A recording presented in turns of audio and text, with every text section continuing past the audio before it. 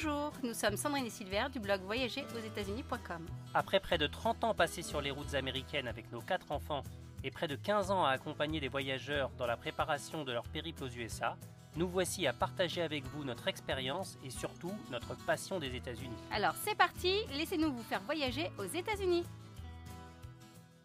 Bonjour, bienvenue dans ce nouvel épisode de Voyager aux États-Unis, le podcast. Bonjour.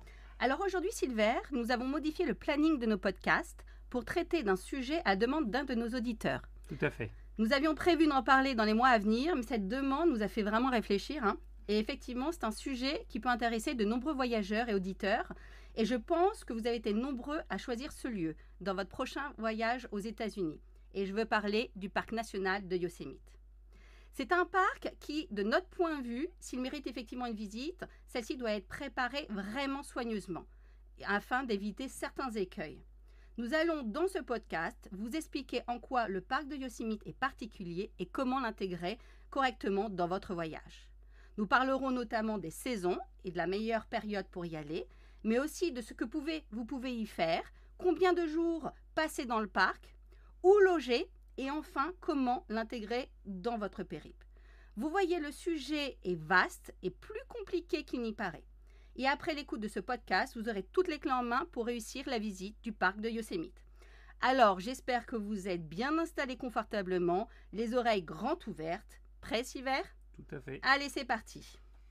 Alors on peut peut-être commencer par un petit rappel géographique, voir un petit peu où est localisé ce parc. Oui, effectivement, parce que c'est important. Alors, c'est un parc national en Californie, donc sur la côte ouest des États-Unis.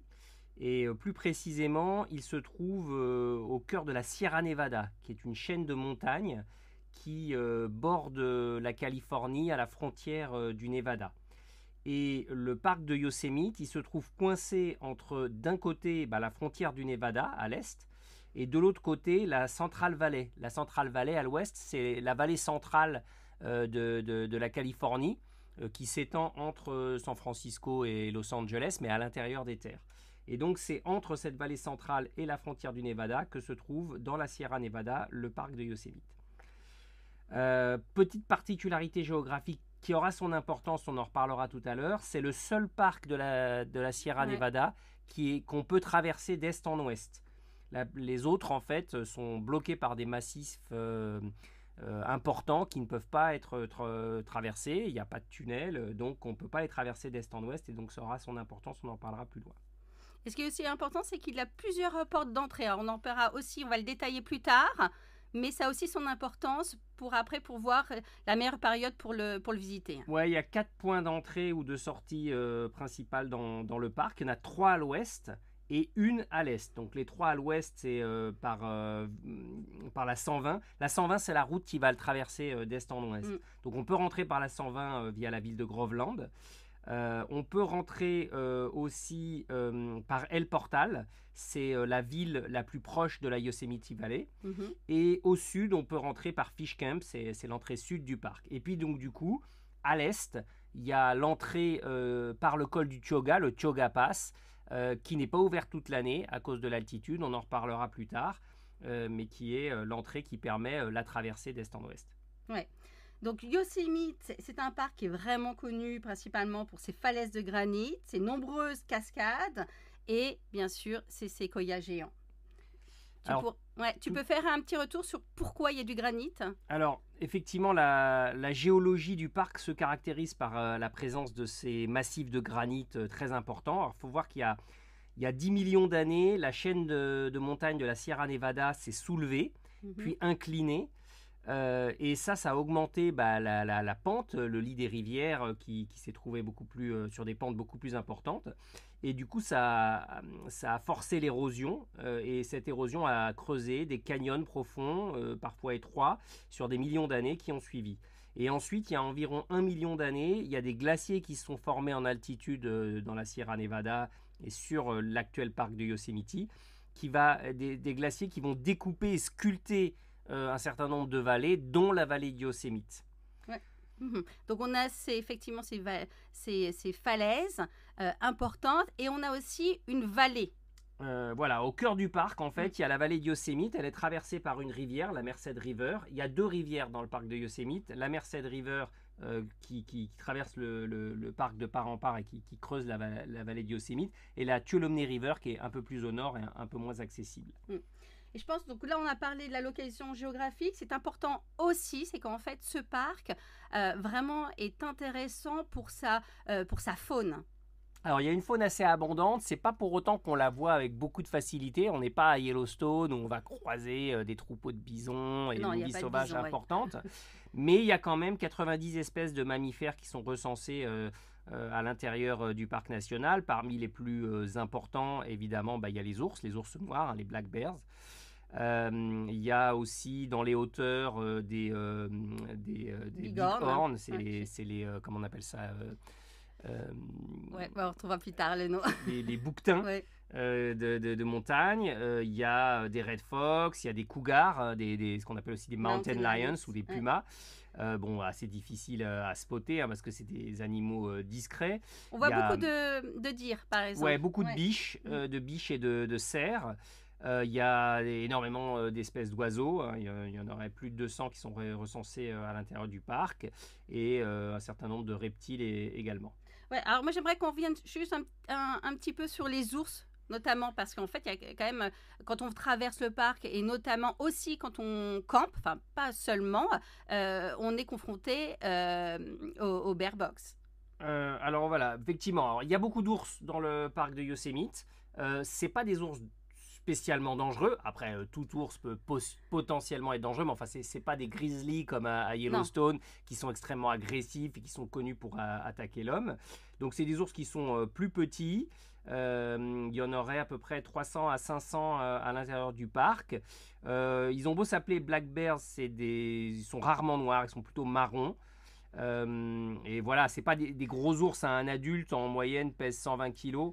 Une femelle 75 kg, donc ça reste quand même des petits gabarits pour les ours. Néanmoins, il est quand même conseillé de rester à une bonne distance, on dit à 50 mètres des ours. Généralement, vous pouvez les rencontrer, hein, que ce soit dans les balades en forêt ou effectivement dans les meadows.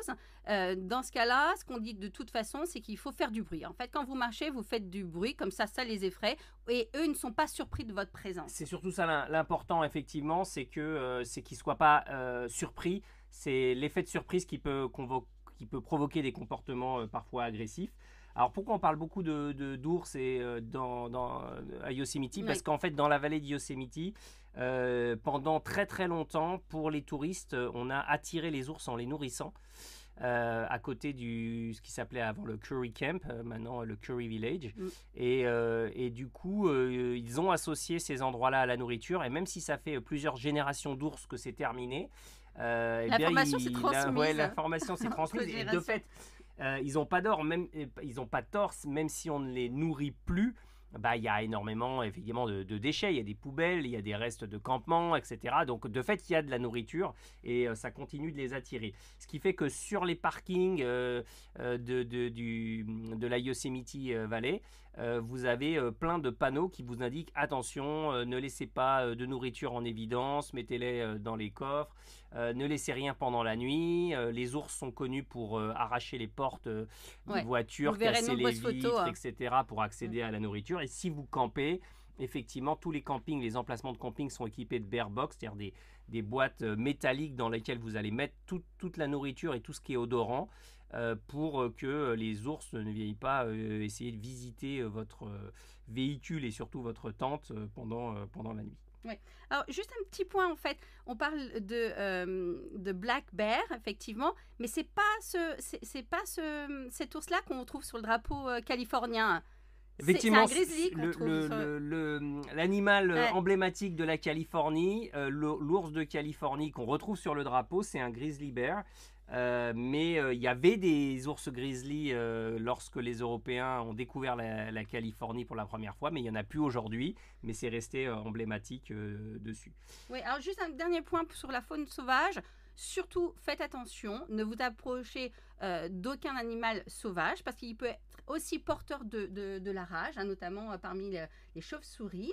Et attention aussi aux écureuils. Donc, les écureuils qui sont ouais. aussi porteurs de la rage Rage. et qui sont des animaux assez agressifs, même dans les endroits, parce qu'ils ont, en fait, il y a beaucoup d'endroits où les gens les nourrissent et du coup ils viennent, À ils ont tort. plus peur de l'homme et ils font des blessures assez graves, hein. Ils mordent les doigts, ils peuvent blesser de façon assez sauvage un droit. Donc effectivement, il faut les garder à l'écart, surtout pas les nourrir. Donc voilà, il y a vraiment des cas de rage et ce serait quand même dommage Ouais. d'attraper ce genre de maladie en visitant Yosemite. Est-ce que tu peux également faire un petit point d'histoire, hein, sur ce parc, hein? Alors, la région effectivement du parc de Yosemite a été habitée depuis à peu près 4000 ans. On trouve des traces d'Amérindiens il y a plusieurs milliers d'années. Mais les premiers Européens, eux, sont arrivés dans la région, les premiers explorateurs en 1833, donc c'est quand même relativement récent. Et les premiers colons qui vont pénétrer pour s'y installer, c'est 1851, donc c'est Ouais. vraiment juste après la ruée vers l'or de 1849 en Californie. La ruée vers l'or, elle s'est passée au nord du parc de Yosemite, hein, dans Non loin. les foothills de la Sierra Nevada, donc pas très très loin effectivement. Mais c'est pas l'or qui va attirer les premiers colons dans la vallée de Yosemite et dans la région de Yosemite, c'est l'exploitation forestière.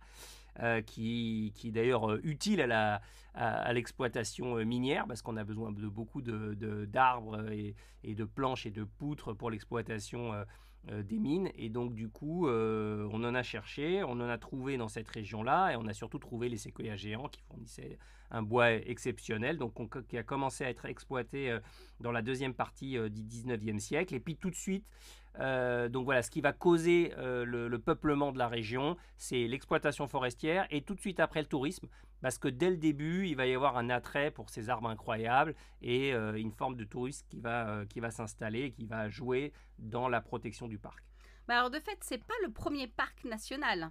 Non, le premier parc national, c'est le parc de Yellowstone, mais on peut dire que c'est l'ancêtre des parcs nationaux, puisque c'est le premier espace sauvage qui va être protégé par une loi fédérale, un décret fédéral. C'est Abraham Lincoln en 1864 qui va signer le Yosemite Grant, qui va faire de Yosemite une terre préservée par le gouvernement fédéral et dans lequel on ne pourra plus avoir d'exploitation commerciale, etc. Et donc ceci deviendra un modèle en fait après pour les parcs nationaux, hein. Exactement, c'est 8 ans plus tard que Yellowstone va devenir le premier national park et après dans la foulée, il y a le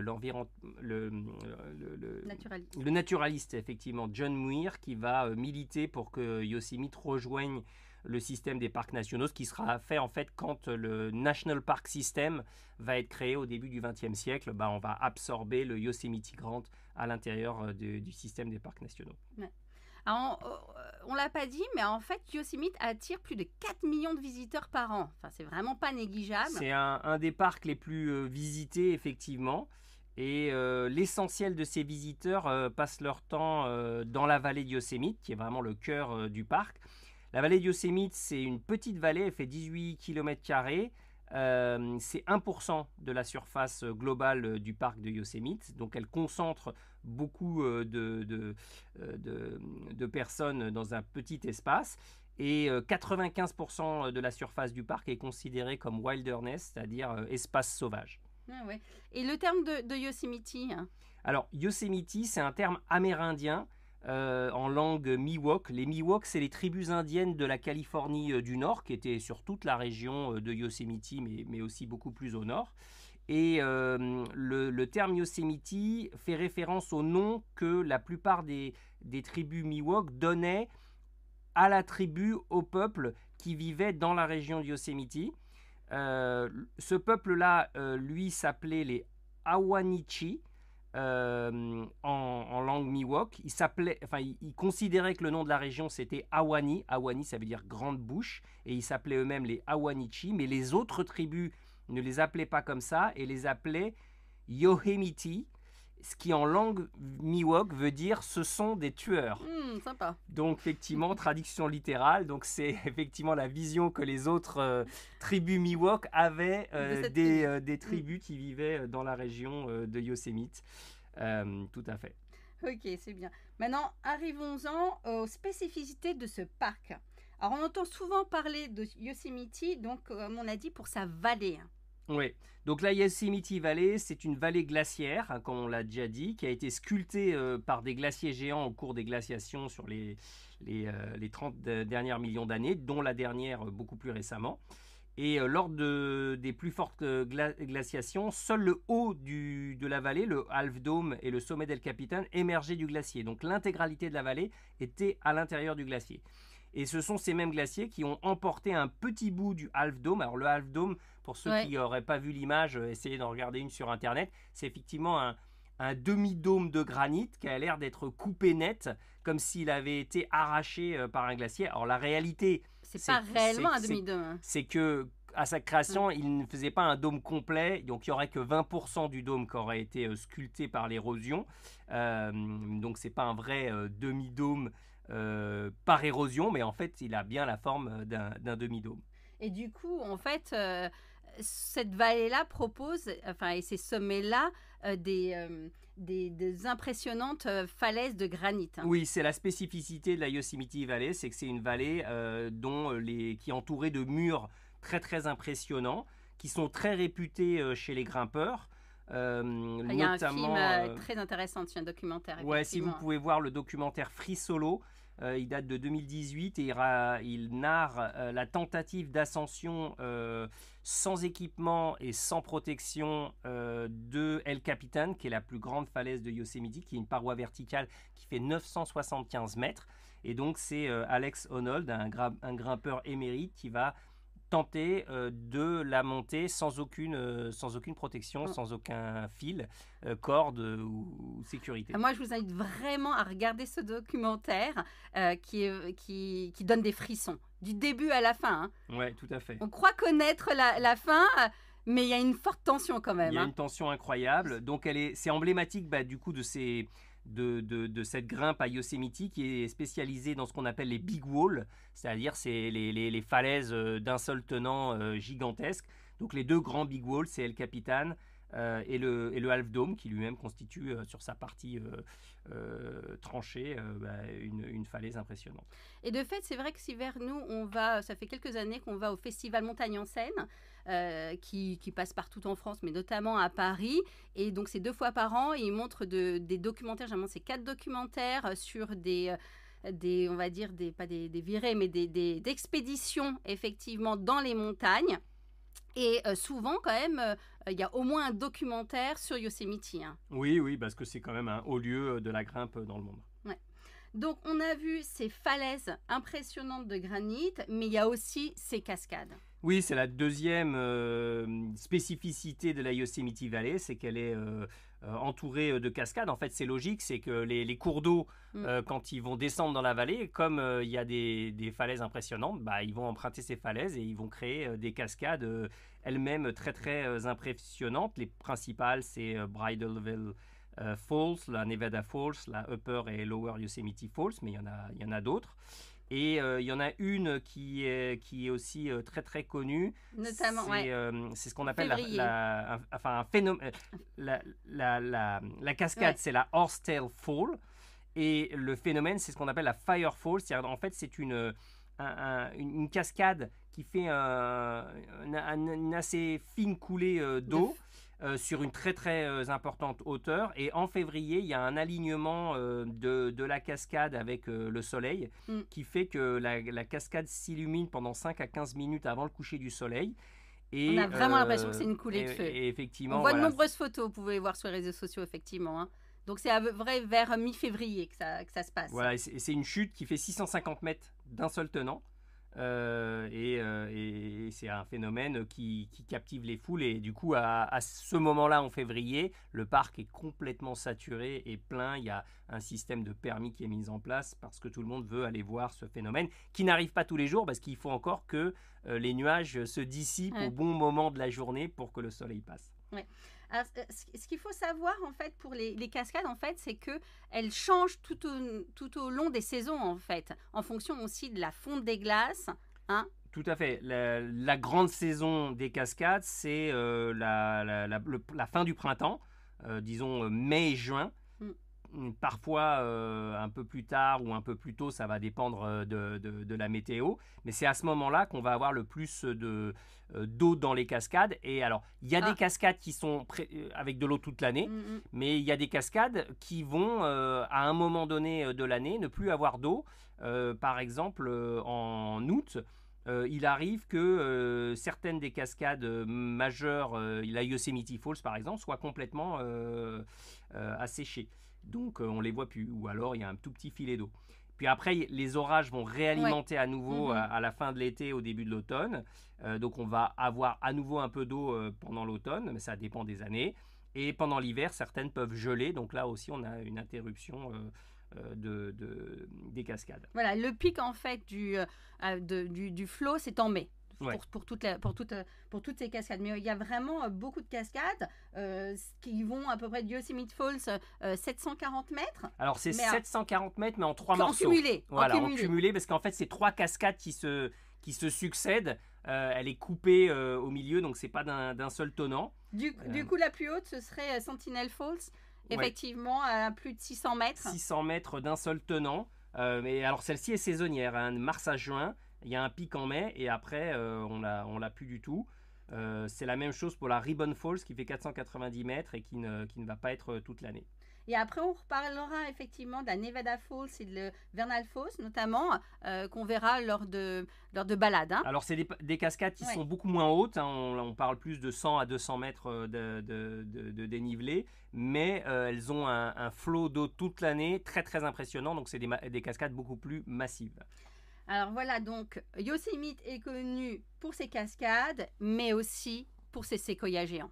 Alors, tout à fait. Donc, le parc qui a le plus de séquoias géants dans la Sierra Nevada, c'est le parc de Sequoia National Park. Donc, qui n'est pas Yosemite. Qui n'est pas Yosemite, qui est plus au sud. Mais il y a quand même 3 gros bosquets de séquoias géants dans le parc de Yosemite. Des groves. C'est ce qu'on appelle des groves, des Sequoia Groves. Il y a le Mariposa Grove qui a 200 arbres, c'est le plus gros à Yosemite et le plus connu. Et il y en a 2 autres plus petits, le Tuolumne Grove et le Merced Grove, qui se trouvent un peu plus au nord et à l'ouest, qui ont chacun 25 et 20 arbres. Alors, on pourrait dire, il y en a 10 fois moins, c'est beaucoup moins... D'un autre côté, dans le Mariposa Grove, il y en a peut-être 200, mais vous n'allez pas en voir 200. Non, parce ils que sont éparpillés. Le sentier ne parcourt pas l'intégralité du Grove, mais oui, il y en a plus dans le Mariposa Grove. Les séquoias géants c'est une espèce endémique à Sierra Nevada, c'est ça? Ouais, on n'en trouve qu'aux États-Unis dans la Sierra Nevada. Alors, des séquoias, on en trouve ailleurs. On en trouve en Chine, un petit peu en Asie et principalement ensuite aux États-Unis. Et parmi les espèces de séquoias, il y en a un certain nombre. Les séquoias géants, c'est les plus massifs. Alors, quand on dit les plus massifs, c'est pas les plus hauts. Il y a des séquoias qui sont plus hauts. C'est pas les plus... ils peuvent atteindre quand même 95 mètres de haut. Hein. Voilà, mais il y en a qui peuvent atteindre 200 mètres dans les redwoods côtiers. Mais c'est les plus massifs, ceux qui vont avoir le volume de bois le plus important. Et ils peuvent avoir des diamètres à peu près de 6 à 8 mètres aussi. Ouais, 6 à 8 mètres, ça peut aller jusqu'à 30 mètres de circonférence. Dans le General Sherman, c'est le plus gros séquoia du monde. Il se trouve dans le Sequoia National Park. Il fait 83 mètres de haut pour 30 mètres de circonférence. Et c'est un arbre extrêmement massif. Alors, c'est des arbres qui sont réputés aussi pour leur longévité. Hein. Oui, la plupart ont entre 1000 et 2000 ans. Certains peuvent atteindre jusqu'à 3000 ans.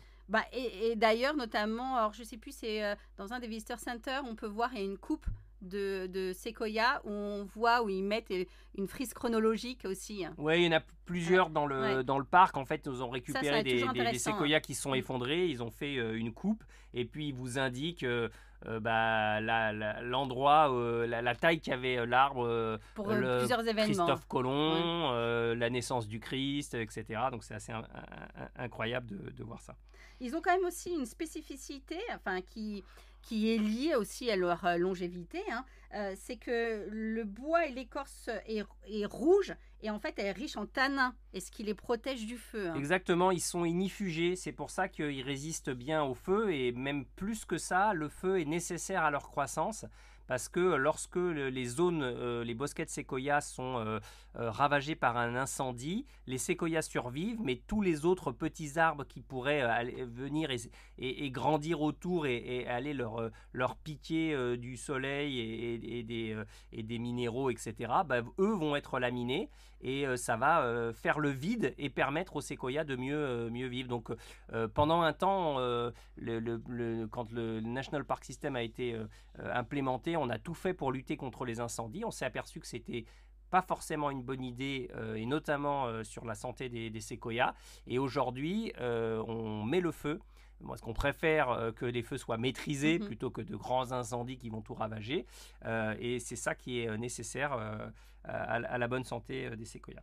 Après, il faut faire attention parce que de temps en temps, effectivement, comme tu dis, ils rénovent, ils font attention, ils maintiennent effectivement cet écosystème. Et c'est pour ça qu'ils avaient fermé Mariposa Grove pendant quelques années. Hein. Oui, c'était surtout que en fait, le sentier qui passait a dû être entièrement refait parce qu'il finissait par abîmer certaines des racines. Et il faut voir que le Mariposa Grove, c'est vraiment lui qui est à l'origine du parc national. C'est à cause du Mariposa Grove et de ces séquoias géants et pour qu'on les préserve qu'on va signer le Yosemite Grant et protéger la vallée de Yosemite et ensuite un espace un peu plus grand. Alors là, il y a plusieurs séquoias géants qui sont connus. On peut peut-être parler du California Tunnel Tree. Oui, alors il y a plusieurs séquoias géants qui sont connus pour être creux, c'est-à-dire qu'on peut passer à travers. Généralement, c'est un phénomène naturel. Alors, à certains endroits, c'est un phénomène artificiel. On a creusé des tunnels à une époque où on était un petit peu moins concerné par la santé de la nature, etc. Mais à certains autres endroits, c'est un phénomène naturel. En fait, c'est le feu. C'est le feu qui creuse progressivement au fil des centaines d'années l'intérieur d'un séquoia et du coup qui va créer... Mais celui-ci, non, hein, c'était pas naturel. Alors, pour California celui-ci, il a été taillé. Je pense qu'il y avait un espace d'origine et ensuite il a été taillé pour permettre à des voitures de passer dessous. Et donc, dans les années encore 50, 60, on voit toutes ces photos où les gens se prenaient en photo avec leur véhicule qui passait à travers le California Tunnel. Alors, c'est évidemment interdit depuis longtemps dans le parc de Yosemite. Il reste dans le nord de la Californie, mais deux ou trois endroits. Mais ça traverse des redwoods. Qui sont avec des mais c'est quand des même des séquoias, mais pas géants, mais pas des séquoias géants, ouais. mais des arbres très massifs et on peut encore passer en voiture parce que c'est des séquoias qui sont sur des terrains privés. Voilà, c'est ça, ce que j'allais dire, c'est généralement parfois sur des terrains privés, ils acceptent encore de le faire. Donc on a vu effectivement les séquoias géants. Yosemite, on connaît aussi moins, mais pour ces lacs alpins. Oui, il y a plein de lacs. Dans la Yosemite Valley, il y a le Mirror Lake qui est particulièrement joli. Et dans les zones un peu plus en hauteur des Tuolumne Meadows, on va avoir le Tenaya Lake qui est beaucoup plus grand. Donc on va avoir ces lacs alpins qui sont assez beaux, mais aussi des prairies, des zones humides, des rivières et de nombreux panoramas très exceptionnels. Voilà, et il y a après un autre fait qui fait que le parc de Yosemite est réputé, c'est qu'en fait c'est un parc qui est facile d'accès, enfin, notamment de San Francisco. Oui, il y a une proximité avec San Francisco. On est à 3 à 4 heures de route de San Francisco. Donc, c'est vrai que c'est moins excentré que, je sais pas moi, Arches National Park qui se trouve au milieu du plateau du Colorado où il faut vraiment avoir un séjour de plusieurs jours pour arriver jusqu'à Arches. Là, vous êtes à San Francisco le matin. À midi, vous êtes à Yosemite. Donc, ça permet... Yellowstone aussi. Yellowstone est plus excentré, effectivement. Donc Yosemite est plus accessible, ce qui fait que du coup, il est plus visité. Du coup, on en arrive au fait aux reproches qu'on peut faire à ce parc. Et donc, on arrive à la forte fréquentation à certaines périodes de ce parc. Oui, on en a parlé par exemple en février lors des phénomènes de la Firefall, mais c'est aussi le cas à l'approche du 4 juillet ou à d'autres périodes du printemps, etc., où il y a des ponts. Et donc à ces périodes-là, il y a des embouteillages qui se créent. D'ailleurs, un système de permis est parfois mis en place pour limiter l'accès. Et ce qui fait qu'effectivement, il peut y avoir des embouteillages assez importants dans la Yosemite Valley où il n'y a qu'une seule route qui fait une boucle, qui fait le tour de la vallée. Et l'entrée et la sortie de la Yosemite Valley peut être vraiment très. D'ailleurs, la dernière fois qu'on y est allé, on était pris par Ouais, dans les embouteillages. on est resté 2 heures. Ouais, on s'était même arrêté dans un parking pour pique-niquer le long de la rivière. Ouais, on s'est dit à un moment donné, Tiens, ça attends, avance un pas, pique-nique. autant se garer, manger et attendre que ça passe. Et c'était un bon choix parce que quand on a dû passer 1 heure à manger et quand on est reparti derrière, ça roulait un peu plus. Un autre reproche qu'on peut faire à ce parc, c'est qu'en fait, il est fortement impacté par les saisons et les conditions climatiques. En fait. Bah oui, c'est la montagne. Alors, c'est la montagne, donc forcément, il y a l'altitude qui joue. Donc on en reparlera un peu plus tard, mais il est sous la neige une bonne partie de l'année. L'entrée est est fermée une bonne partie de l'année aussi. Et ça joue notamment pendant les périodes de fort tourisme aussi. En partie, non, oui. En été, oui. Donc on en reparlera, ça impacte beaucoup les capacités, les possibilités d'exploration. Enfin, dernier reproche qu'on peut faire à ce parc, c'est qu'en fait, l'hébergement en son sein est très limité et du coup aussi onéreux. Oui, donc c'est vraiment un point très très important. Il faut s'y prendre à l'avance et puis être prêt à débourser de certaines sommes pour pouvoir loger au cœur du parc. Et loger en dehors du parc est très compliqué parce qu'il n'y a pas grand-chose à proximité. Du coup, on en arrive à la question, que faire lorsqu'on va visiter le parc de Yosemite ? Alors la première chose, c'est une évidence, c'est les balades, les randonnées. Il y a beaucoup de possibilités, des petites randonnées, des moyennes randonnées, des longues randonnées. Donc dans les petites randonnées courtes dans la Yosemite Valley, on va pouvoir citer par exemple la petite balade qui permet de rejoindre le Mirror Lake au pied du Half Dome, qui est très très sympathique et qui est vraiment pas longue. Ou bien encore la petite randonnée pour rejoindre la base de la Lower Yosemite Falls. Donc on est en bas de la Yosemite Falls. C'est hyper touristique. Il y a 500 mètres, donc évidemment il y a du monde. C'est tout ce que j'aime. Mais voilà, quand on ne veut pas faire des trop longues balades, il y a ces possibilités. Voilà, si vous êtes avec de très jeunes enfants, quand je veux dire très jeunes enfants, c'est des enfants qui ne marchent quasiment pas. Effectivement, faites cette petite balade et ça pourrait être intéressant. Par contre, dès que vous êtes en mesure de marcher, je vous invite plutôt à passer au Cap Supérieur et de faire des balades, des randonnées plus longues cet hiver. Oui, alors il y en a beaucoup aussi. On va citer celles qui pour nous ont le plus d'intérêt. Donc si on reste dans la Yosemite Valley, le Mist Trail, c'est vraiment la balade des cascades, c'est celle qui va monter jusqu'à la Vernal Falls et la Nevada Falls. En gros, par rapport au point de départ du sentier, la montée jusqu'à la Vernal Falls, c'est 3 km. Avec un assez gros dénivelé, et ensuite pour rejoindre la Nevada Falls on rajoute 2 km de plus et un très gros dénivelé, là ça monte sec, donc généralement c'est fait soit sur la forme d'un aller-retour ou soit si on arrive à monter en haut de la Nevada Falls on peut revenir par un autre sentier, le John Muir Trail. Alors moi j'aime bien cette balade là, alors j'aime bien parce que aussi c'est une balade plus longue, alors elle a du dénivelé aussi, donc c'est pas une des plus faciles. Elle est intéressante aussi parce que quand on l'a fait l'été, on peut profiter des embruns des cascades, et donc on est un petit peu plus quand même, on va dire rafraîchi. Ça. Par contre, c'est quand même une balade fréquentée. Oui, il y a du monde. On la fait rarement seule. C'est la plus iconique, c'est la plus iconique du parc, donc il y a forcément du monde. La deuxième qu'on pourrait citer, qui est un petit peu dans le même genre d'effort, c'est monter jusqu'à la jusqu'à la base de la Upper Yosemite Falls, qui est une balade très très jolie, qui va monter en serpentant jusque. Cette balade est quand même moins fréquentée. Hein. Enfin, vraiment, moi, il y a des portions. Je dis pas qu'il y a personne, mais quand même, il y a des portions où on peut avoir l'impression qu'on est un peu seul, de fait. Un peu moins fréquenté. Vous verrez sur nos photos, de fait, on peut prendre de belles photos avec peu de monde.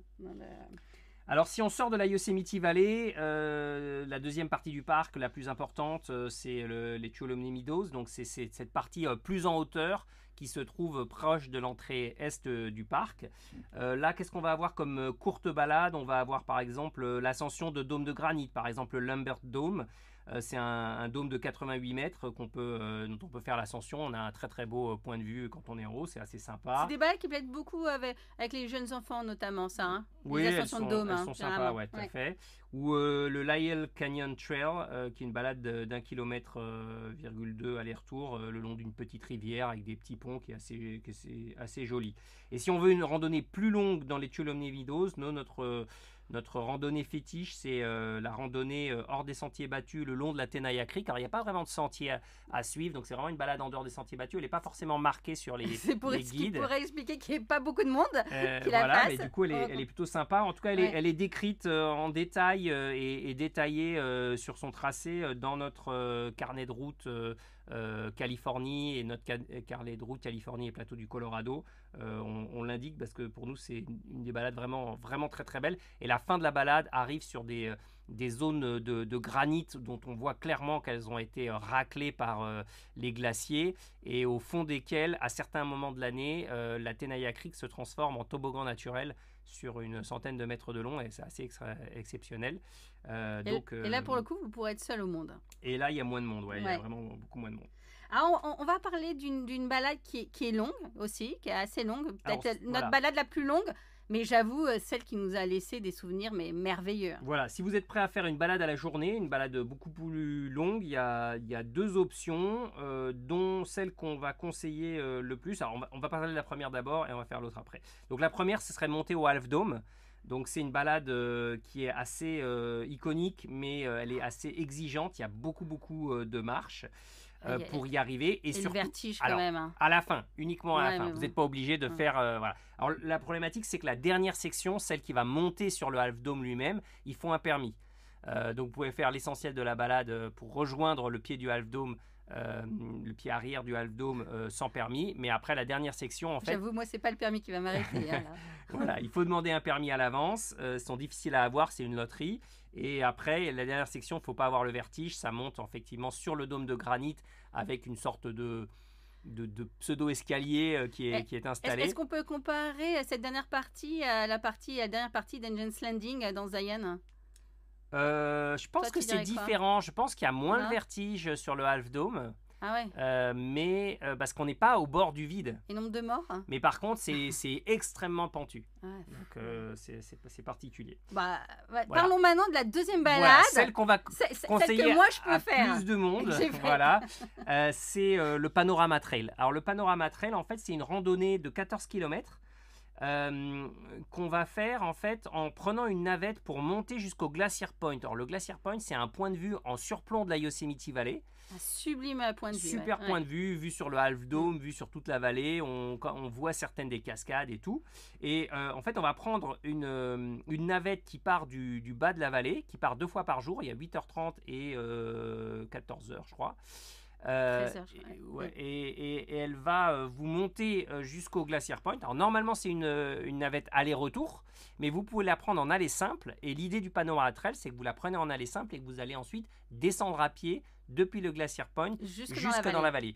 Alors ce qui est assez impressionnant, c'est qu'une fois que vous êtes en haut et que vous voyez la vallée et que vous dites maintenant je vais descendre à pied, ça vous paraît complètement délirant. Vous avez l'impression qu'il faut 3 jours, quoi. Vous voyez. En plus, c'est sympa, il y a une plaque avec un panorama où sont détaillés, où sont indiqués les différents points de vue et lieux. Et en fait, vous pouvez bien voir là où vous allez passer. Et vous avez l'impression que c'est super loin, quoi, et que ça paraît impossible. En réalité, il y a 14 km. Pourquoi c'est une balade sympa? Parce que les paysages sont exceptionnels et variés et assez variés, parce que sur toute la première moitié de la balade il n'y a pas grand monde et en fait la fin de la balade c'est le Mistral. En fait le dernier tiers de la balade c'est le Mistral, donc en fait vous avez l'intégralité de ce qui est sympa à faire. Et autre point très positif, l'essentiel de la balade est descendante. On est monté en shuttle et on va descendre dans la vallée. Il y a une partie où ça remonte un petit peu, mais quasiment tout le reste, c'est que de la descente. Ce qui fait que même si elle est un peu longue, elle n'est pas spécialement difficile. Oui. Alors, elle n'est pas difficile, mais il faut quand même être en bonne forme pour la faire. Ouais, parce qu'elle est longue aussi. En bonne forme, parce qu'elle est un peu longue. On considère qu'il faut pas être un athlète. 4 heures pour la faire normalement. Et si on prend son temps, qu'on marque des arrêts, vous pouvez compter jusqu'à 6 heures. Mais elle se fait en marchant normalement en 4 heures. Et ce qui est bien, c'est qu'en fait, mis à part la dernière partie où effectivement on va descendre avec le Mistral, normalement, si vous avez le vertige, là, c'est une balade qui peut vous aller. Et qui peut vous convenir. Alors aussi, on peut n'hésitez pas à écouter si vous êtes intéressé par cette balade. On a fait aussi un podcast, non pas sur la balade, mais sur les galères qu'on a eues lors de notre dernière balade là-bas, quand on a fait le Panorama Trail, avec une balade, avec une galère avec notre fils aîné. Voilà, donc ça. Ensuite, il y a d'autres balades aussi pour aller voir les groves de séquoia. Oui, du coup, effectivement, les balades jusqu'au séquoia géant, donc on les a cités, les 3 groves. Le Mariposa Grove, c'est le plus beau, c'est le plus grand, c'est aussi le plus visité, mais il est excentré assez loin de la Yosemite Valley. Donc, si vous ne restez pas un certain nombre de jours et selon c'est pas forcément le plus pratique. Donc, quand on ne peut pas aller jusqu'au Mariposa Grove, la meilleure alternative, c'est le Tuolumne Grove, qui est une balade aller-retour d'1h30, 2h. On descend dans une petite vallée, et au fond de la vallée, il y a tous ces séquoias géants, et retour. Et enfin, le dernier, c'est le Merced Grove. Il n'est pas très loin du Tuolumne Grove, donc c'est beaucoup plus proche de la Yosemite Valley. C'est le moins intéressant des 3. Et il est fermé. Il est fermé cet été jusqu'en septembre 2025, tout à fait.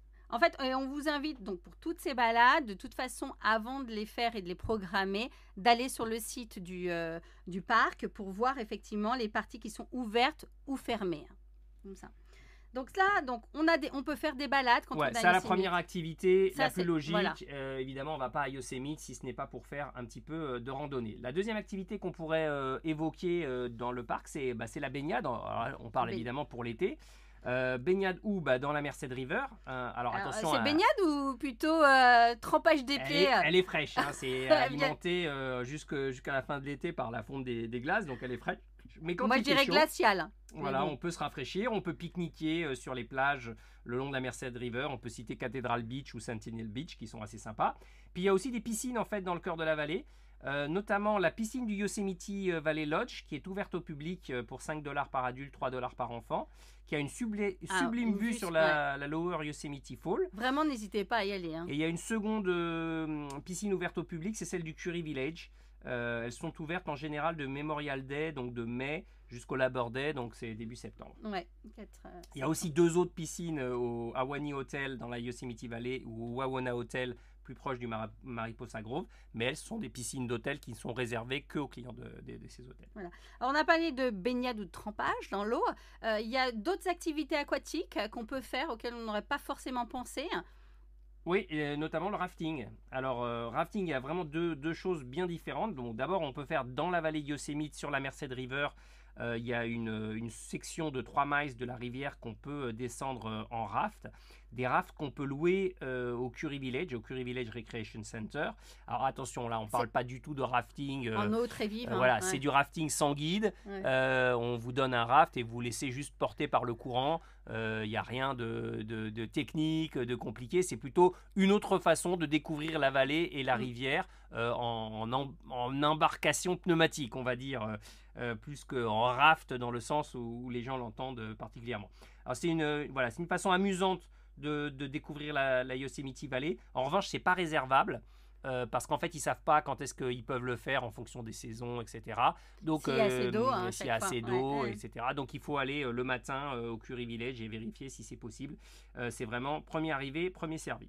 Alors, il y a quand même des raftings pour les plus aguerris, quand même, si on va sur la Tuolumne River. Alors, effectivement, sur la Tuolumne River, il y a une possibilité de descente en rafting là, avec guide.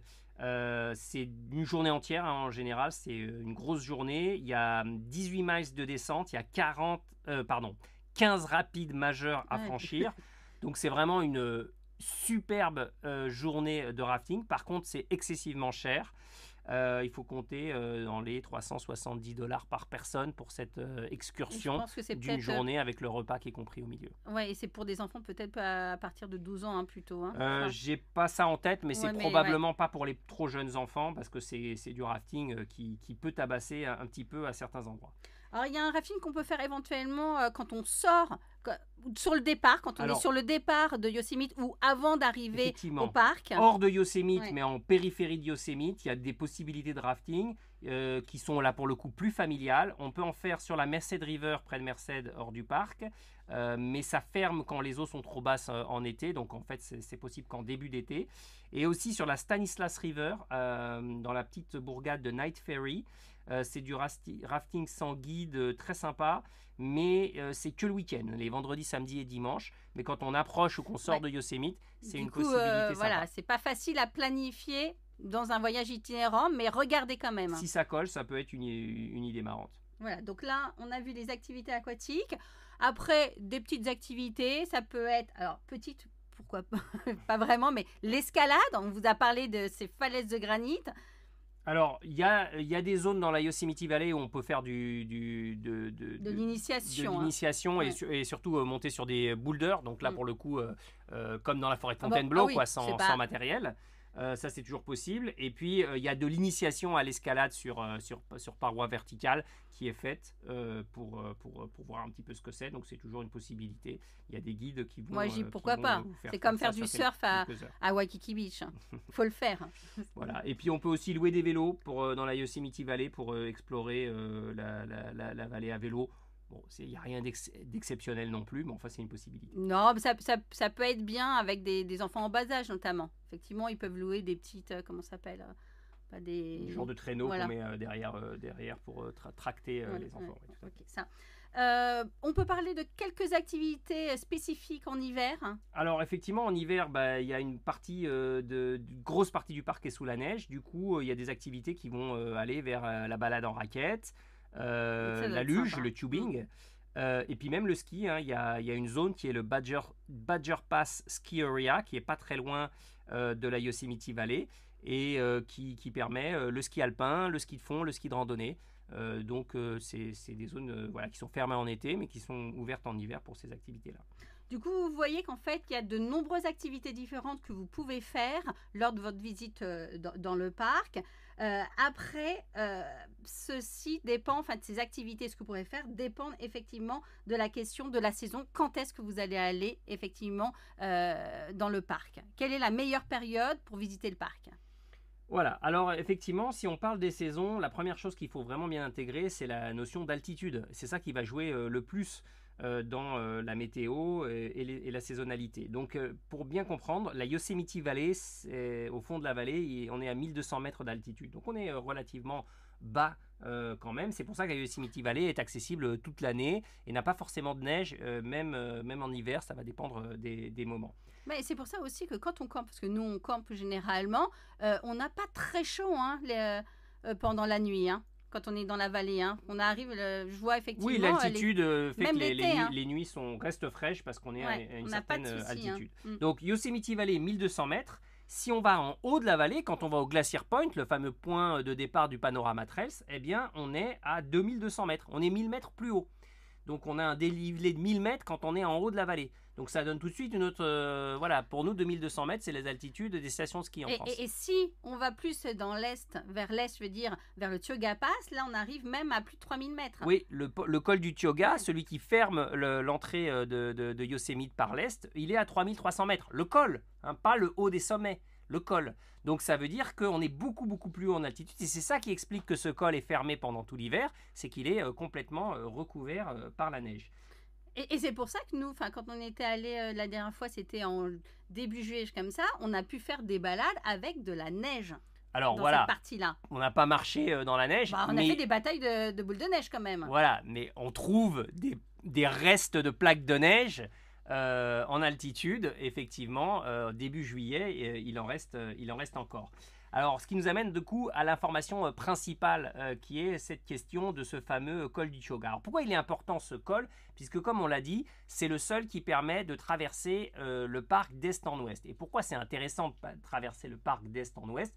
Ça évite de faire la vallée de Yosemite ou le parc de Yosemite comme un aller-retour à partir de l'ouest. Et ce que ça permet surtout, c'est que si on fait un Las Vegas-San Francisco en traversant la Death Valley, en remontant la Sierra Nevada et en traversant le parc de Yosemite, on peut faire cette traversée de façon naturelle en été.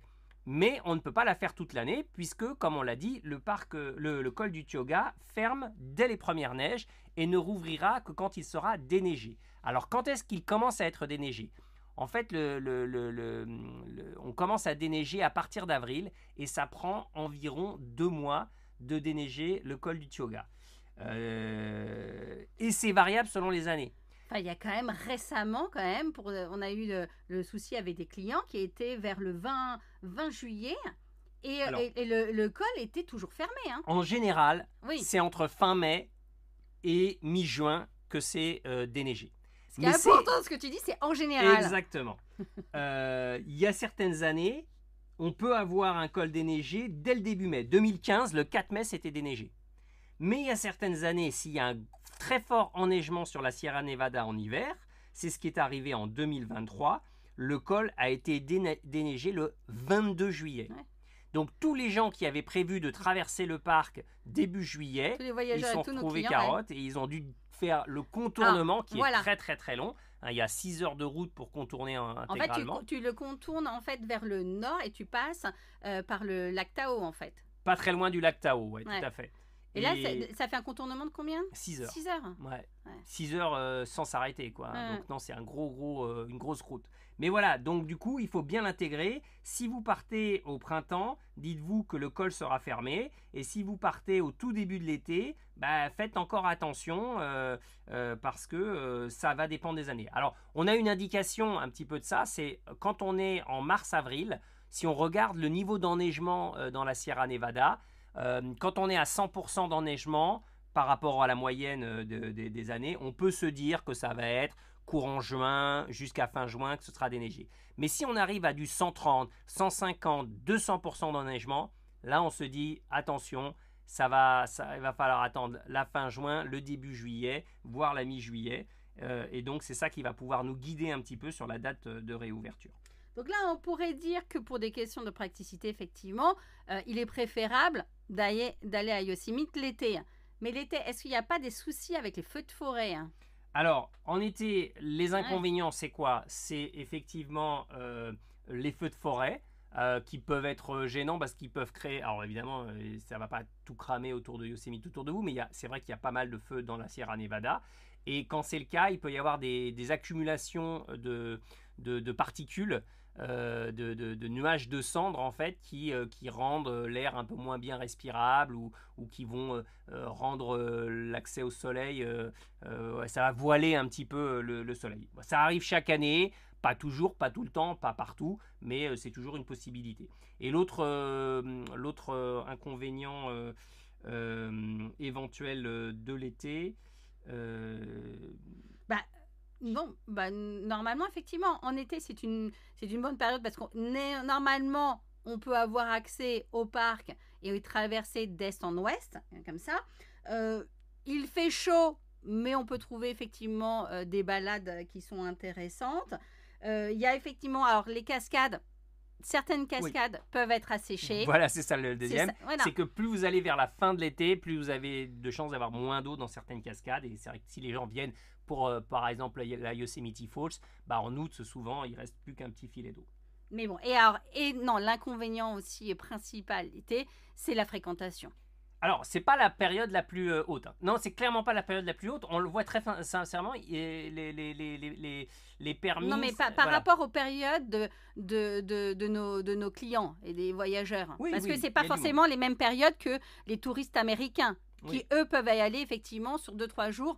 Mais on va dire le début de l'été, c'est la période la plus haute. Quand on arrive sur la fin de l'été, il y a déjà un peu moins de monde. Du coup, on en arrive l'automne.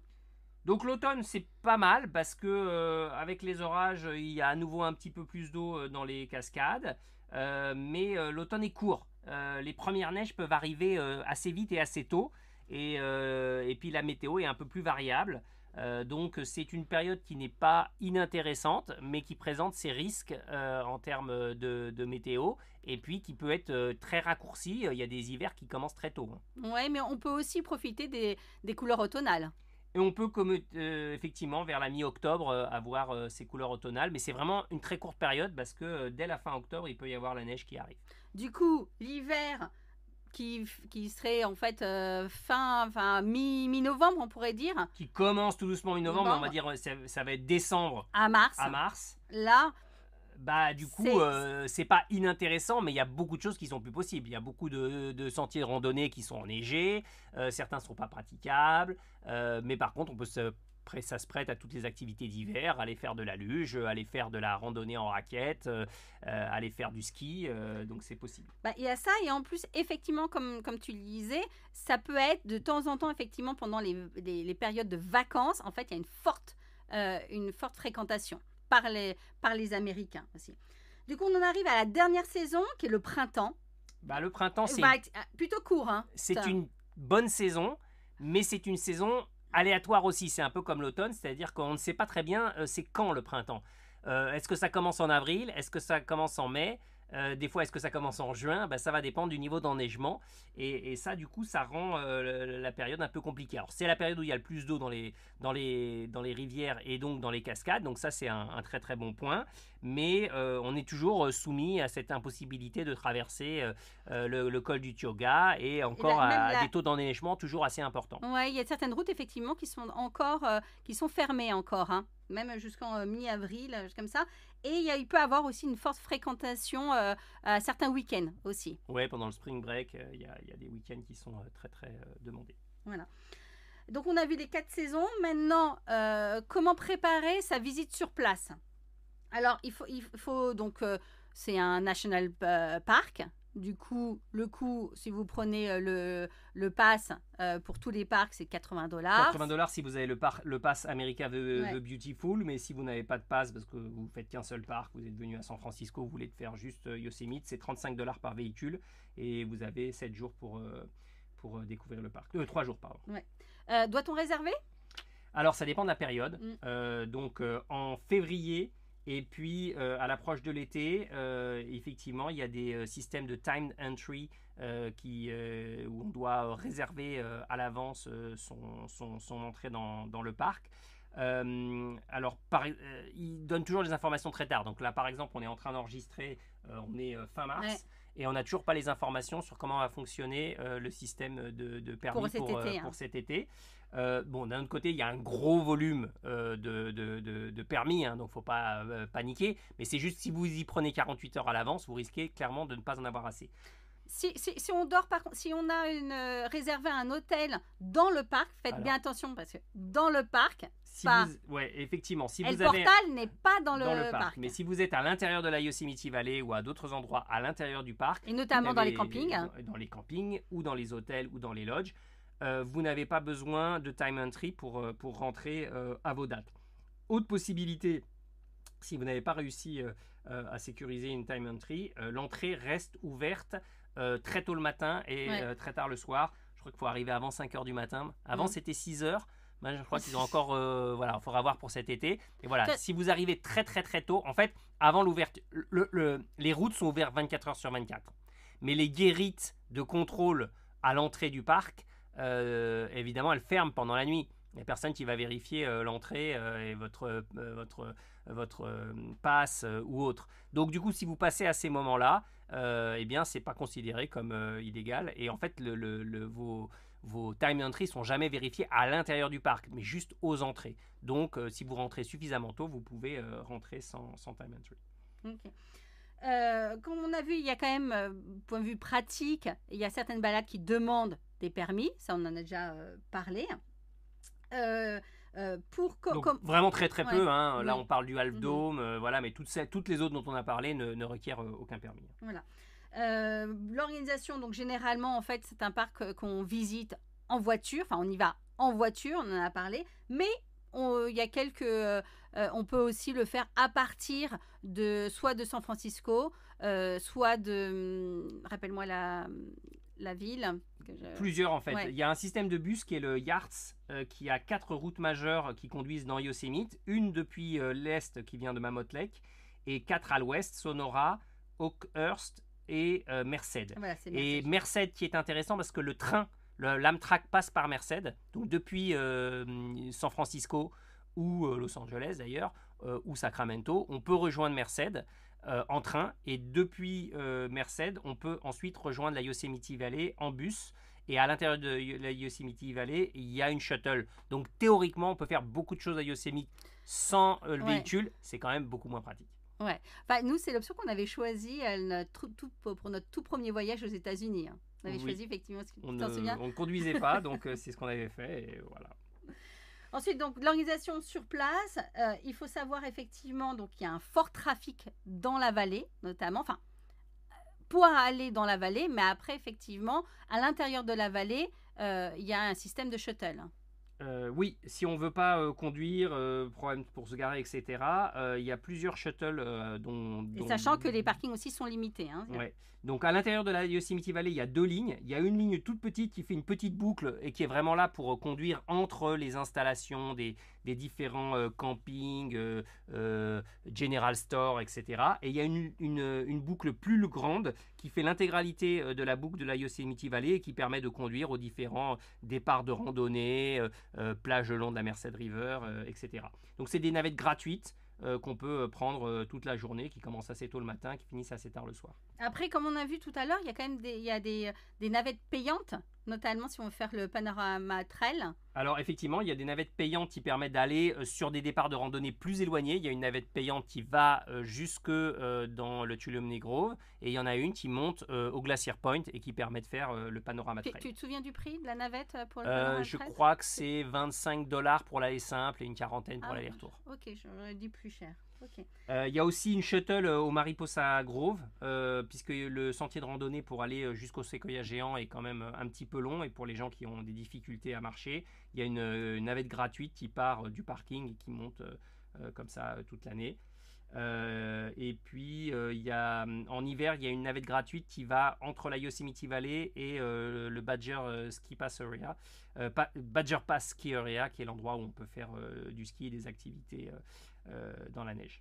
Du coup, on en vient à la question pratique cet hiver.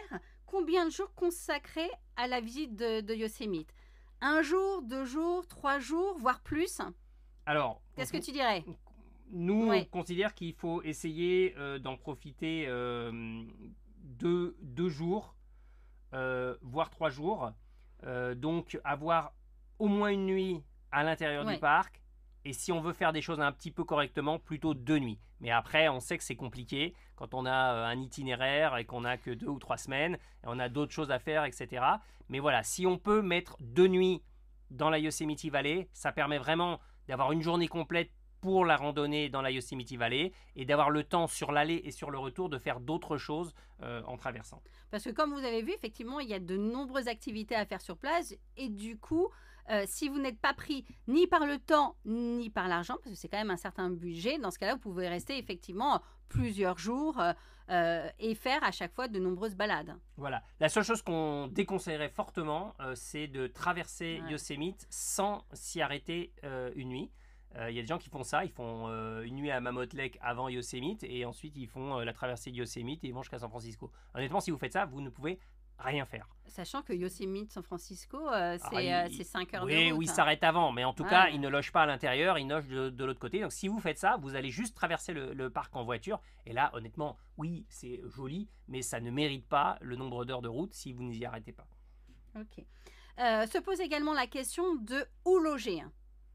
Alors, faut-il loger dans le parc ou à l'extérieur du parc déjà? Alors idéalement, comme on l'a dit, c'est dans le parc et quand on parle dans le parc, c'est surtout dans la Yosemite Valley. Alors on peut loger à l'extérieur du parc, mais on est quand même assez éloigné. Alors où est-ce qu'on peut loger à l'extérieur du parc? Donc à l'ouest, le plus proche de la Yosemite Valley, c'est El Portal. Au sud, c'est Fish Camp. Et à l'est, c'est de l'autre côté du Tioga Pass, c'est Lee Vining ou Bridgeport. Ou Mammoth Lake, mais ça commence à être un peu loin. Nous, généralement, on loge à l'extérieur du parc quand on, soit quand on part de Yosemite et qu'on se dirige vers l'est et donc on fait la nuit justement comme ça à l'extérieur pour payer moins cher comme ça, ou soit c'est juste avant de rentrer, effectivement, comme ça on va passer toute la journée qui suit dans le parc. Oui, on va essayer d'éviter d'avoir une longue journée de route avant ou après pour profiter du parc, sinon ça ne sert pas à grand chose. Quels sont les types d'hébergements auxquels on peut s'attendre dans le parc? Donc, alors, d'abord, à l'extérieur du parc. À l'extérieur du parc, il y a des motels, des hôtels, des lodges et quelques logements plus haut de gamme. Donc, par exemple, à El Portal, c'est 30-40 minutes de route de la Yosemite Valley. On va trouver le Cedar Lodge, qui est un motel un peu vieillot avec des prix assez élevés, mais ça, on ne peut pas faire autrement. Ou le Yosemite View Lodge, qui est un tout petit peu plus haut de gamme, mais qui reste quand même assez basique. Mais voilà, il faut vraiment se dire qu'on va payer $250 en été pour une chambre de motel. En gros, c'est ça que ça veut dire. Voilà. Ça veut dire. Ouais. Nous, ce qu'on dirait quand même, c'est qu'essayer effectivement de pas être... Si vous prenez plusieurs nuits, ça, ne logez pas à plus d'1 heure de route de Yosemite. Ah oui, non, Voilà, c'est impossible. Alors, ce qu'il faut faire aussi attention quand vous allez sélectionner votre logement, c'est au nom de l'hôtel, parce que souvent on a des gens qui arrivent et disent si mais j'ai regardé, et il y a des gens qui nous Best Western demandent... Yosemite, Voilà, machin. Ouais, et Yosemite, il est à 1h30 de Yosemite. Donc vraiment faites attention, regardez sur Google Maps où est sa destination et faites après une recherche d'itinéraire jusque dans la vallée. Vous verrez que l'hôtel que vous pensez qui est à Yosemite n'est pas à Yosemite ou n'est pas dans la vallée qui est, ça. Ouais. Donc faites vraiment attention. Donc on a parlé effectivement, il y a des motels. On peut parler des lodges de... Oui. Alors, d'abord, quelques lodges qui sont à l'extérieur de la vallée. Donc, il y a 2 lodges qui sont à 1 demi-heure, 45 minutes de route de la Yosemite Valley. Pas très loin du Tuolumne Grove, non? Pas cela. très loin du Merced Grove. Ah oui, merci. Ouais. Le Rush Creek Lodge et le Evergreen Lodge. Alors, c'est des lodges haut de gamme, c'est très cher, mais pour le coup, c'est très joli. Vous avez des super bungalows, une belle piscine, vous êtes en plein milieu de la nature, la nuit, etc. C'est vite $400 la nuit, entre 350 et $500 la nuit. Pour des chambres de 4 personnes. Pour des chambres de 4 à 6 personnes. Ah, okay, bon. C'est cher, mais disons que quand un motel basique tout pourri est à $250 la nuit, à un moment donné, il faut... Voilà.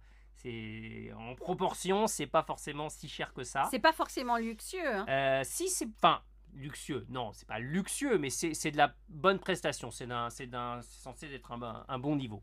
À 400 et quelques dollars. Oui, tout à fait. Okay. Mais bon, c'est le prix des hôtels à l'intérieur de la vallée.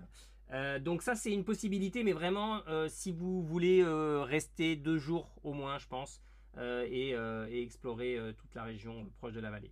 Après, et il y a aussi un autre lodge du même type qui est au sud, à côté de Fish Camp, donc plus près du Mariposa Grove, qui est le Tenaya Lodge. Ensuite, si on vient au logement dans le parc. Alors, à l'intérieur du parc, d'abord, commençons par à l'intérieur de la Yosemite Valley quand même, puisque c'est l'endroit principal.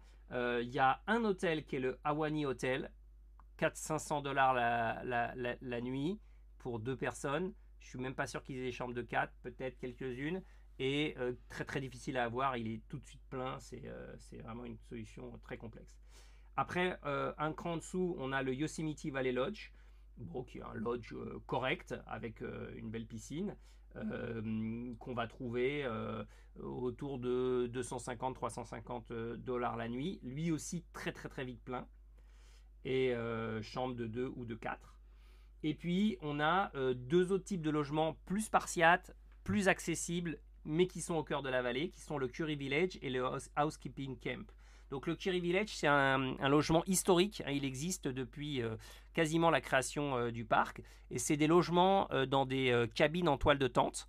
Donc c'est des petites cabines de trappeurs en toile de tente avec 2 ou 3 lits. Donc ils existent en version pour 4 ou pour 5 personnes, avec un lit double et 2 ou 3 lits simples. Là, il faut compter entre 150 et 200. Hein, ouais, c'est $180 la nuit, quelque chose comme ça. Donc voilà, après c'est sympa. Avec sanitaire commun. Évidemment, il n'y a pas de sanitaire à l'intérieur d'une cabine, donc on utilise des sanitaires. Il n'y a pas de clim. Communs. Il n'y a pas de clim, mais c'est absolument pas nécessaire dans la Yosemite. Oui, on a dit, effectivement. Les nuits sont fraîches, donc ça, c'est pas un souci. Certaines des cabines sont chauffées pour les périodes plus proches du printemps ou de l'automne, donc on peut avoir des heated cabines. C'est évidemment pas nécessaire en été. Et effectivement, si vous faites le choix de dormir dans certaines cabines, vous devrez utiliser les bear box dont on vous a parlé.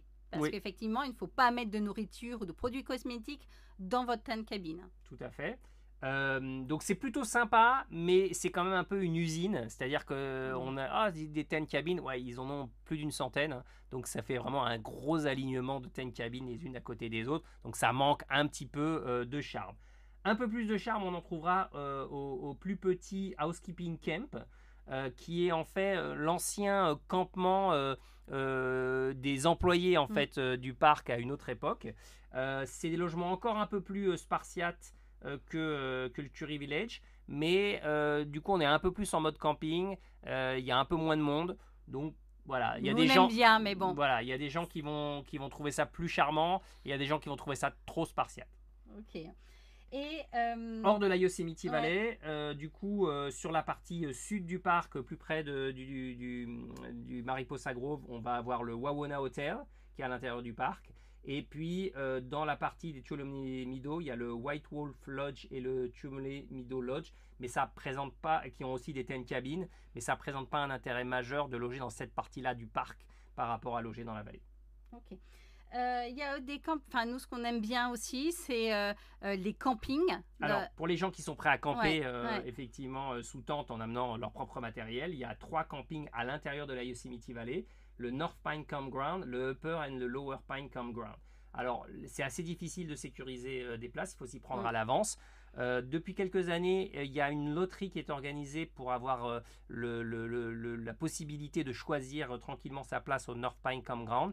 Et si on n'arrive pas à être tiré au sort, dans ce cas-là, il y a une ouverture à peu près 3 mois à l'avance. Il faut bien regarder les dates des Upper et Lower Pine Campground. Il faut savoir que au moment de l'ouverture, alors ça s'ouvre par tranche d'un mois. Ils ouvrent un mois d'un coup, donc je crois que c'est du 15 mai au 15 juin, du 15 juin au 15 juillet, du 15 juillet au 15 août, etc. Et quand ils ouvrent un mois, en 5 minutes, toutes les places sur le mois de ces campings partent d'un seul coup, donc il faut vraiment être sur le coup à l'ouverture pour pouvoir sécuriser une place. Et si on n'arrive pas à avoir de place dans ces campings? Si on n'arrive pas, c'est plus compliqué, mais il y a quand même 2 campings qui sont un tout petit peu à l'extérieur de la vallée, c'est le Crane Flat Campground et un petit peu plus loin le Ogden Meadow Campground. La difficulté de ces campings, c'est que leur date d'ouverture est un peu variable et l'ouverture des réservations est assez tardive. Donc ça veut dire qu'on attend vraiment genre 1 ou 2 mois avant avant le voyage lui-même pour essayer de tenter de sécuriser des places. Et si on n'en a pas, on est marron parce que là pour le coup on risque de rien trouver du tout. Est-ce qu'il y a des campings où on n'a pas besoin de réserver, c'est premier arrivé, premier servi ou non? Non. Non. Ok. Non, on va simplifier en disant. Ouais, d'accord. Mais bon, nous on confirme quand même que camper à Yosemite, c'est la version effectivement pour budget, effectivement pour visiter Yosemite, pour loger à Yosemite. Et en plus c'est un super endroit parce que vraiment les campings, on est au milieu des arbres, des séquoias et tout, c'est magnifique. Vous pourrez regarder dans les photos, on mettra des photos sur le blog. À noter aussi qu'il y a une petite bourgade qui s'appelle West Yosemite. Qui est pas très loin de la Yosemite Valley, dans lequel il y a des chalets, des petites cabines et des chalets qui sont mis en location. C'est très cher, mais si vous êtes nombreux, ça peut être une option à vérifier. Tentez sur Airbnb ou parfois sur Booking. On peut trouver certaines de ces chalets à la location en été. Voilà. Juste une petite précision par rapport aux restrictions, par rapport au feu. Effectivement, pendant les périodes d'été, souvent, en fait, on peut souvent ne pas avoir droit de faire du feu sur les campements ou dans les zones de pique-nique. Oui, tout à fait. C'est vrai qu'aux États-Unis, dans les campings, on a l'habitude d'avoir des fire rings et de pouvoir faire du feu. Et là, en fonction du niveau de sécheresse et des dangers d'incendie, ça peut effectivement être coupé pendant l'été. Voilà. Donc faites bien attention, effectivement, si vous prévoyez d'aller à Yosemite, à bien planifier à l'avance et effectuer vraiment longtemps à l'avance vos réservations de logement. Ça, c'est vraiment un point important. Maintenant, justement, comment réussir à intégrer cette étape, l'étape de Yosemite, dans un road trip? Alors, le plus classique, c'est ce qu'on a évoqué, hein, c'est de placer Yosemite entre San Francisco et Las Vegas.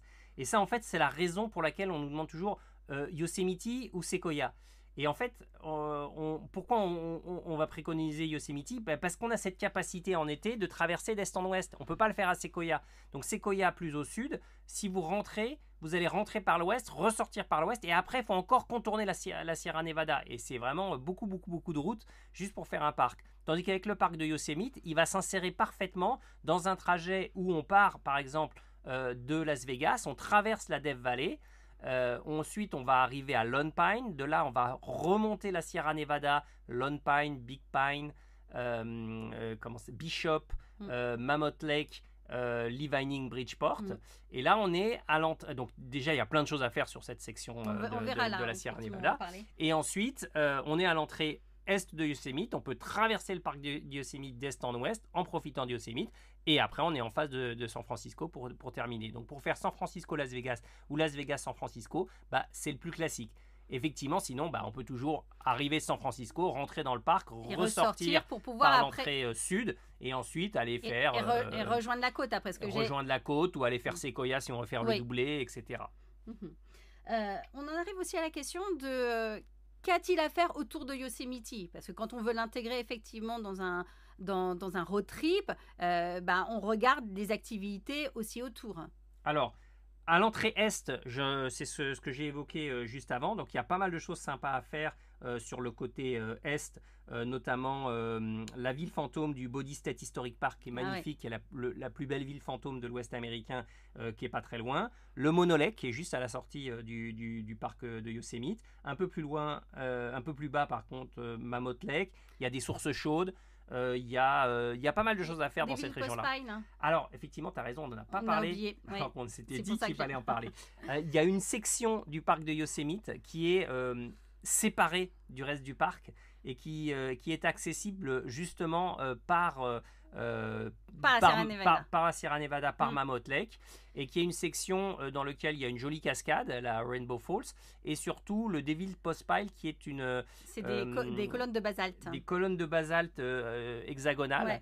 C'est assez étonnant à voir. Bon, par contre, c'est pas ouvert toute l'année, c'est un peu compliqué à faire, mais enfin voilà, si vous êtes longtemps dans la Sierra Nevada et en été, vous pouvez effectivement prendre la shuttle qui va rejoindre ces différents points depuis Mammoth Lake. C'est vraiment une petite balade sympa. Je vais mettre des photos effectivement sur la page du blog.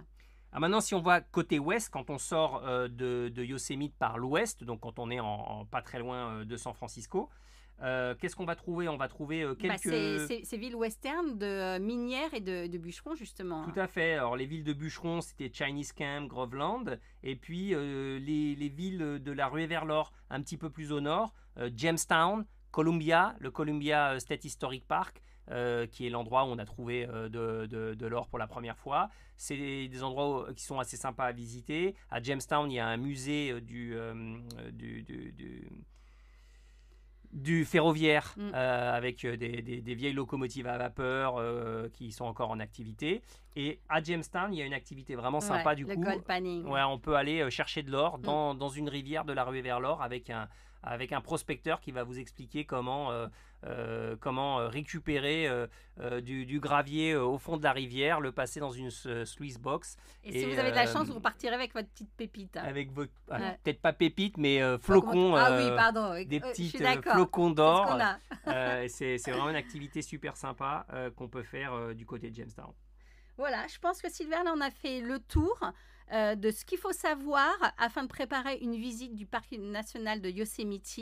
Vous avez vraiment maintenant toutes les clés en main pour éviter, comme on vous a dit, les différents écueils, choisir la bonne saison en fonction de ce que vous souhaitez y faire, vous avez vu. Et voilà, et on vous souhaite une belle visite du parc. À bientôt. Au revoir. Nous espérons que vous avez passé un excellent moment à l'écoute du podcast Voyager aux États-Unis. N'hésitez pas à réagir dans les commentaires, à liker si vous avez aimé et bien sûr à vous abonner si vous voulez écouter nos prochains épisodes. Vous pouvez également poursuivre l'expérience sur notre blog voyagerosetats-unis.com ou nous contacter directement si vous souhaitez être accompagné dans la conception de votre prochain voyage aux USA. On vous dit à très très bientôt pour encore plus de soleil et de voyage au prochain épisode de Voyager aux États-Unis, le podcast.